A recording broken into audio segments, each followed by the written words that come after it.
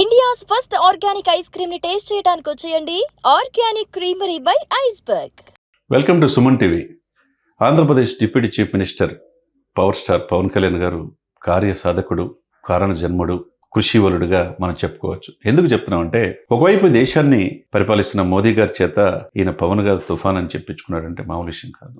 ఈ రోజున దేశవ్యాప్తంగా అందరూ కూడా ఎవరి పవన్ కళ్యాణ్ గారు అని చెప్పేసి నేషనల్ మీడియా కూడా రోజు కూడా ఆయనకి పతాక శీర్షికలు వేస్తున్నారంటే మామూలు విషయం కాదు. ఆయన పేరు చూపించడానికి ఆయన చేసిన వేలాది మంది లక్షలాది మంది జనం వచ్చినా ఎక్కడో 10-12 పేజీ నుంచి ఈ రోజు ఫస్ట్ పేజ్ లో ఆయన చూపిస్తున్నారంటే మామూలు విషయం కాదు. ఎందుకు చెప్తున్నామంటే, కారణ జన్ముడు, కార్యసాధకుడు, నిత్య కృషివలుడు, ఇంత పరిణితి అటు రాజకీయాల్లో ఇటు సినిమాల్లోనూ ఈ దేశ సార్వభౌమత్వాన్ని కాపాడటంలోనూ ముందు వరుసలో ఒక డిప్యూటీ చీఫ్ మినిస్టర్ ఉన్నాడంటే, ఒక పిఠాపురాన్ని దేశానికి ఆదర్శ నియోజకవర్గంగా తీర్చిదిద్దే పనిలో ఆయన ఉన్నాడు. ఇంకోవైపు ఆంధ్రప్రదేశ్ని అభివృద్ధిలో అగ్రభాగాన్ని తీసుకొచ్చారు. పంచాయతీరాజ్ గ్రామీణాభివృద్ధిలో ఫస్ట్ ప్లేస్లో తీసుకొచ్చి ప్రూవ్ చేసుకున్నాడు. ఇంకోవైపు హిందూ సనాతన సాంప్రదాయాన్ని కాపాడుకోవటం కోసం 100 కోట్ల మంది హిందువులకి నేనున్నానే భరోసా ఇచ్చాడు. అందుకనే పక్క రాష్ట్రం తెలంగాణలో ఆయన్ని వస్తే నువ్వు రా దమ్ముంటే అన్నారు, తరిమి కొడతామన్నారు, నువ్వు రావటానికి హక్కు లేదన్నారు, నీ సంగతి చూస్తామన్నారు ఈనాటి అధికార పార్టీ నాయకులు. మరి అదే అధికార పార్టీ నాయకులు అదే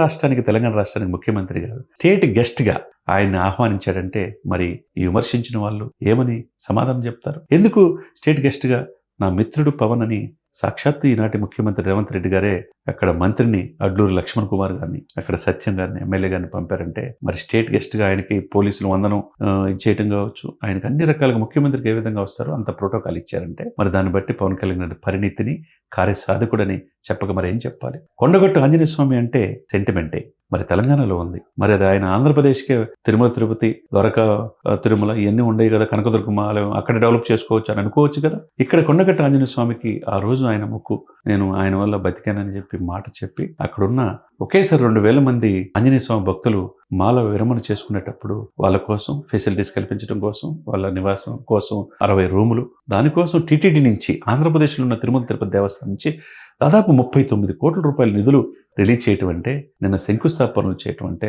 మరి దీన్ని ఏ విధంగా అర్థం చేసుకోవాలి? మరి తెలంగాణ ప్రభుత్వం కూడా అసెంబ్లీలో రేవంత్ రెడ్డి గారు చెప్పారని చెప్పాడు మంత్రి గారు. డెఫినెట్గా రూట్ మ్యాప్ పవన్ కళ్యాణ్ గారు నా మిత్రుడు, ఆంధ్రప్రదేశ్ నుంచి వచ్చి టీటీడీ నుంచి ఈ రోజున దానికి శంకుస్థాపన చేయటం మనం ఆహ్వానించాలి. దాంతోపాటు మాస్టర్ ప్లాన్ కూడా సిద్ధం చేయమని చెప్పారంటే మరి ఎవరు? మరి ఇంతకుముందు అనేక మంది నాయకులు దశాబ్దం పైనే కేసీఆర్ గారు కూడా పరిపాలించారు. ఎందుకని కొండగట్టు ఆంజనేయ స్వామి మీద, ఆలయ పూర్వ వైభవం మీద దృష్టి పెట్టలా? ఎందుకని ఈ ప్రభుత్వం కూడా దృష్టి పెట్టలా? ఇప్పుడు పవన్ కళ్యాణ్ గారు తీసుకున్న చొరవ తర్వాత ఈ రాష్ట్ర ప్రభుత్వ పెద్దలు కూడా ముందుకు వచ్చి రేవంత్ రెడ్డి గారు కూడా స్వయంగా స్టేట్ గెస్ట్గా పవన్ కళ్యాణ్ గారు ఆహ్వానించడం దగ్గర పరిణామం. ఎందుకంటే రాష్ట్రాలు విడిపోయిన అన్నదమ్ములమే మనం.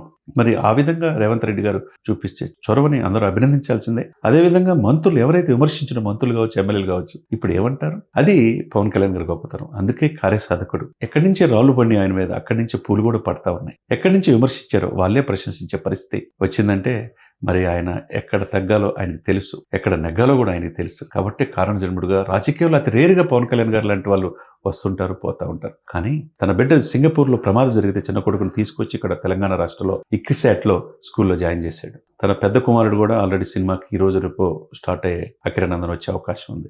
ఒకవైపు అన్న మెగాస్టార్ పద్మవిభూషణ్, అటువంటి కుటుంబంలో పుట్టి మెగా ఫ్యామిలీగా ఆంజనేయ పుత్రుడుగా ఈ రోజు కొండగట్టు ఆంజనేయ స్వామికి గిరి ప్రదర్శన కూడా అవసరమైన నిధులు కేటాయిస్తానంటే దాన్ని బట్టి మనం ఏం చెప్పుకోవాలి? మరి ఈనాటి తరం రాజకీయ నాయకులకి పవన్ కళ్యాణ్ గారు స్ఫూర్తి కాకుండా మరి ఏ విధంగా ఉంటారు? అనేక మంది రాజకీయాల్లో చేరాలంటే జనసేనలో చేరితే మన ఉజ్వలమైన భవిష్యత్తు ఉంటుందంటే మరి పార్టీ అధినేతగా 14 సంవత్సరాలు కష్టపడి పార్టీని బతికించిన వాడిగా ఈరోజు సక్సెస్కి బ్రాండ్ అంబాసిడర్గా మారాడంటే మరి పవన్ కళ్యాణ్ గారిని ఇంతగా ఆయన్ని ప్రశంసించకుండా ఎలా ఉంటాం? మరి ఈ రోజున మోస్ట్ పవర్ఫుల్ పొలిటికల్ స్టార్గా అనేక ఆంగ్ల పత్రికలు కూడా పతాక శీర్షికలు ఆయన వేస్తున్నాయి అంటే మరి ఏ విధంగా ఎమర్జ్ అయ్యాడు, ఎక్కడ కష్టపడ్డాడు, అనేక అవహేళనలు, అవమానాలు, వ్యక్తిగతనలను ఆయన దూషించినట్టుగా ఈ రాజకీయ నాయకుడు దూషించాలి. కానీ ఎక్కడా మొక్కవని ధైర్యంతో, ఎక్కడా తగ్గల.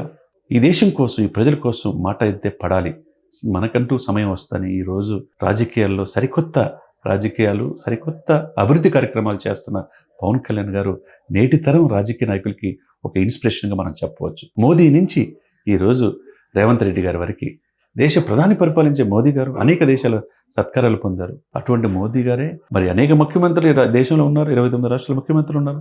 ఆసేతు హిమాచలం ఎన్డీఏ ప్రభుత్వం విస్తరించింది. 3-4 రాష్ట్రాలు కాంగ్రెస్, మిగతా అంతా కూడా ఎన్డీఏ. అటువంటి మోదీ గారు ఏ ముఖ్యమంత్రి అనలేదే ఈయన పవన్ కాదు తుఫాన్ అని. మరి ఒక్క వ్యక్తికి పవన్ కళ్యాణ్ గారికి మాత్రమే అది దక్కింది. అది ఆయన ఆ విధంగా ప్రూవ్ చేసుకుంటున్నాడు. నాట్ ఓన్లీ ఆంధ్ర తెలంగాణ కాదు, ఈయన జాతీయ సంపదగా, మోస్ట్ పవర్ఫుల్ పొలిటీషియన్గా, హిందూ సనాతన సాంప్రదాయాన్ని గౌరవించే ఏకైక వ్యక్తిగా ఈరోజు ఆయన ఎమర్జ్ అయిన తీరు నేటి తరం రాజకీయ నాయకులకి ఇన్స్పిరేషన్గా, భవిష్యత్ తరాలు కూడా చెప్పుకునే విధంగా పవన్ కళ్యాణ్ గారు చేస్తున్న పనిని మనం అందరూ కూడా అభినందించాల్సిన అంశం.